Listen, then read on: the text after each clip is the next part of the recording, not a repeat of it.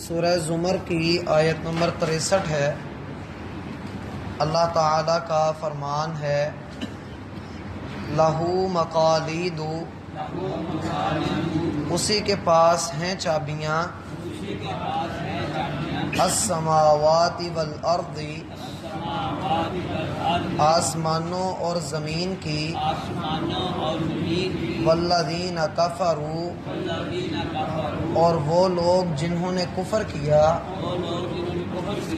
بآیات اللہ، اللہ کی آیات کے ساتھ، اولئک هم الخاسرون، یہی لوگ نقصان اٹھانے والے ہیں۔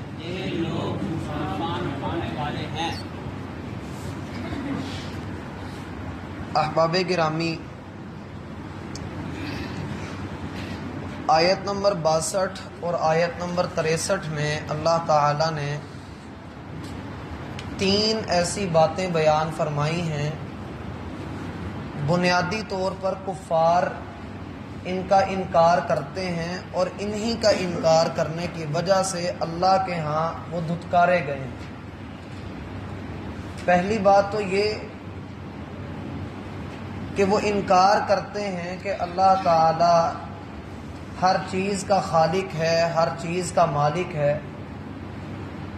دوسرا یہ کہ اگر وہ مان بھی لیں کہ اللہ خالق و مالک ہے تو وہ اس بات کا انکار کر دیتے ہیں کہ اللہ ہر شے کی نگہبانی کر رہا ہے۔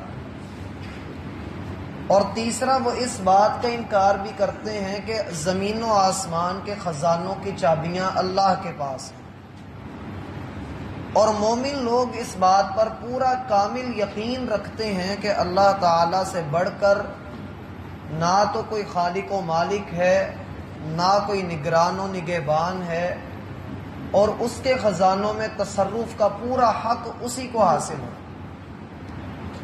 یہاں پر اللہ تعالیٰ نے فرمایا کہ لہو مقالید السماوات والارض، آسمانوں اور زمین کی چابیاں اسی کے پاس ہیں۔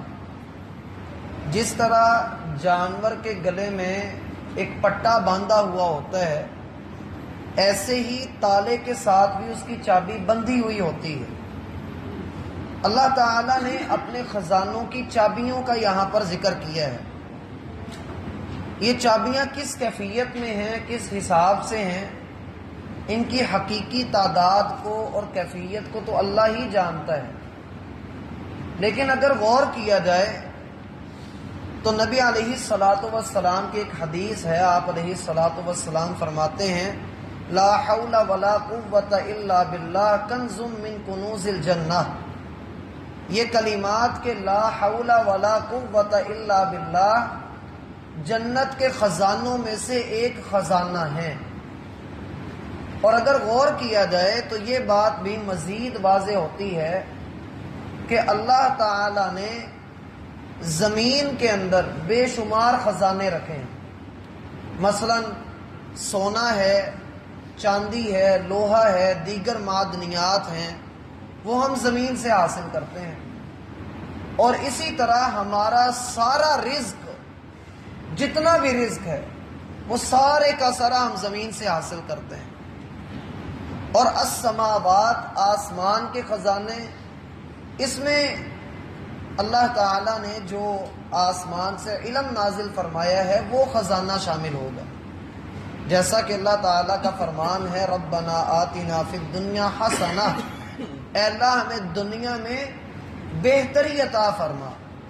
تو اہل علم اس سے مراد لیا کرتے تھے کہ یہاں پر جو دنیا میں بندہ اللہ سے حسنہ مانگتا ہے اس سے مراد آسمانی علم ہے کہ اللہ تعالیٰ بندے کو آسمان سے اترا ہوا علم سکھا دے۔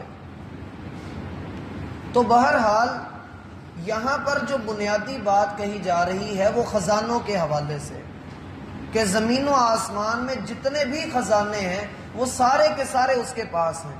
اولاد بھی خزانہ ہے، مسکراہٹ بھی خزانہ ہے، رشتہ داروں کا ہونا بھی خزانہ ہے، ہر نعمت ایک خزانہ ہے۔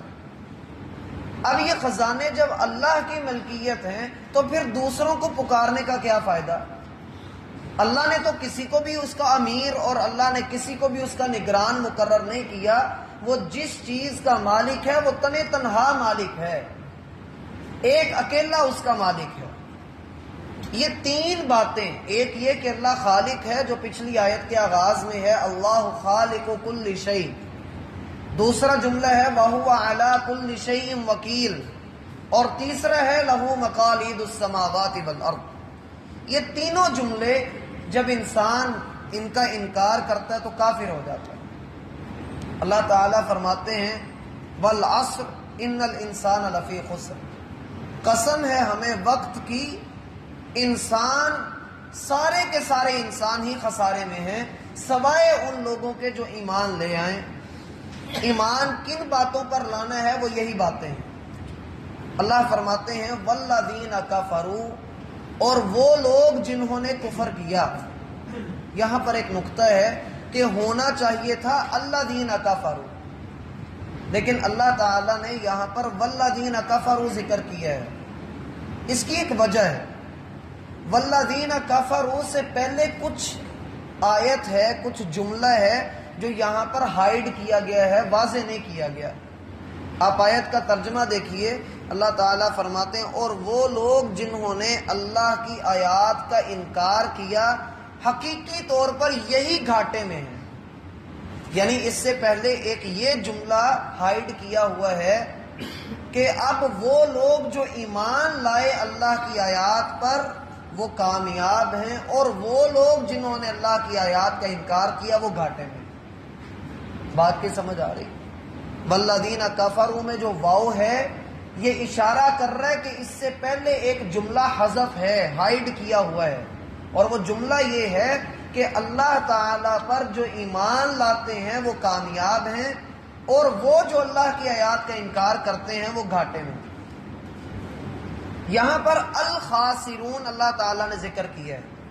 آخری جو لفظ ہے آیت کا ہم الخاسرون، کہ یہی لوگ نقصان اٹھانے والے ہیں.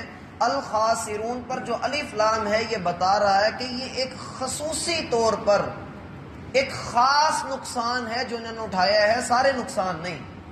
ایک خاص نقصان ہے جو انہوں نے اٹھایا ہے، اور وہ خاص نقصان کیا ہے؟ اللہ کی توحید کا انکار. انسان دنیا کے اندر کئی کاموں میں گھاٹا اٹھاتا ہے، کئی کاموں میں پیچھے رہ جاتا ہے، تو وہ گھاٹا عارضی گھاٹا ہے، عارضی نقصان ہے. حقیقی نقصان وہ ہے جو اس دنیا کے اندر انسان اللہ تعالیٰ کی توحید کا انکار کر کے اٹھاتا ہے. اس لیے یہاں پر اللہ تعالیٰ فرماتے ہیں کہ وہ لوگ جو اللہ کی آیات کا انکار کرتے ہیں. ویسے تو اللہ تعالیٰ کی آیات سے مراد قرآن کی آیات مراد لی جاتی ہیں. اس میں اللہ تعالیٰ کی آیات سے مراد پہلے تو یہ تین باتیں مفسرین نے لی ہیں. بھائی بات کی سمجھ آ رہی ہے؟ جو تین باتیں اس آیت کے اندر ہیں، آیت نمبر 62 اور آیت نمبر 63 میں جو ان تین باتوں کا انکار کرتا ہے، اکثر مفسرین نے تو آیات اللہ سے مراد یہ لی ہیں اس مقام پر. اور اگر ویسے اس آیت کو بیان کیا جائے تو جتنی بھی قرآن کی آیات ہیں کچھ مفسرین نے وہ مراد لی ہیں، اور کچھ مفسرین آیات اللہ سے مراد یہ لیتے ہیں کہ پورے دین کا انکار کر دینے والے. کیونکہ جب کوئی بندہ توحید کا انکار کرتا ہے تو وہ پورے دین کا انکار کر دیتا ہے. اور کچھ مفسرین نے اس سے مراد لیا ہے جو ساری چیزوں کو شامل کرتا ہے کہ اللہ تعالیٰ نے قرآن میں اور حدیث میں اپنی توحید کے جتنے دلائل ذکر کیے ہیں، ایک ہوتے ہیں عقلی دلائل اور ایک ہوتے ہیں نقلی دلائل. عقلی دلائل وہ ہوتے ہیں جو انسان کی سمجھ میں آ جاتے ہیں. مثلا اللہ تعالیٰ بندے سے پوچھیں آسمان کو اتنی بلندی بغیر سہارے اور ستون کے کس نے دی؟ تو انسان ظاہر ہے جواب دیتا ہے کہ اللہ نے دی. اللہ تعالیٰ انسان سے سوال کرتے ہیں اتنا بڑا سورج اتنی گرمی اور روشنی کے باوجود کبھی اڑی نہیں کرتا، نافرمانی نہیں کرتا، اس کو یہ آداب اور فرما برداری کس نے سکھائی؟ انسان کہتا ہے اللہ نے سکھائی. یہ ہوتے ہیں عقلی دلیلیں. اور نقلی دلیلیں یہ ہوتی ہیں اللہ تعالیٰ پہلی قوموں کے حالات نقل کر دیتے ہیں کہ پہلی قوموں کو بھی ہم نے توحید کی یہ باتیں سکھائی تھیں اور انہوں نے انکار کیا اور وہ تباہ کر دیے گئے۔ یہاں پر اللہ تعالیٰ فرماتے ہیں کہ یہ لوگ خاص نقصان اٹھانے والے ہیں، جو ہم سورۃ العصر میں بھی پڑھتے ہیں، لفی خسرن، انسان یقیناً گھاٹے میں ہے، اور وہ گھاٹا اللہ تعالیٰ کی توحید کا انکار ہے، اللہ تعالیٰ کی آیات کا، اس کی نشانیوں کا انکار ہے۔ اور نبی علیہ الصلاۃ والسلام پر ایک آیت نازل ہوئی سورہ آل عمران میں، اللہ تعالیٰ فرماتے ہیں فَمَنْ زُحْزِحَ عَنِ النَّارِ وَأُدْخِلَ الْجَنَّةَ فَقَدْ فَازَ، جو بندہ جہنم سے بچا لیا گیا اور جنت میں داخل کر دیا گیا، حقیقی کامیاب یہ ہے۔ ایک ہے وہ کامیاب جس نے جہنم میں اپنے کیے کی سزا بھگتی اور جنت میں داخل کر دیا گیا، یہ ایک کامیاب ہے۔ لیکن صحیح معنوں میں کامیاب وہ ہوتا ہے جو جہنم سے بچا لیا جائے، اور حقیقی طور پر نقصان میں وہ ہوتا ہے جو ہمیشہ کے لیے جہنم میں پھینک دیا جائے۔ اللہ ہمیں اس سے محفوظ فرمائے۔ یہاں تک جو آیات تھیں توحید کے حوالے سے وہ مکمل ہوئیں، اب آگے توحید ہی شروع ہو رہی ہے، لیکن وہ توحید ہے عبادت کے حوالے سے، کہ عبادات میں اللہ تعالیٰ کی توحید کی کتنی اہمیت ہے۔ اللہ نے توفیق دی تو اگلے 2 رکوع اسی موضوع پر رہے ہیں۔ اللہ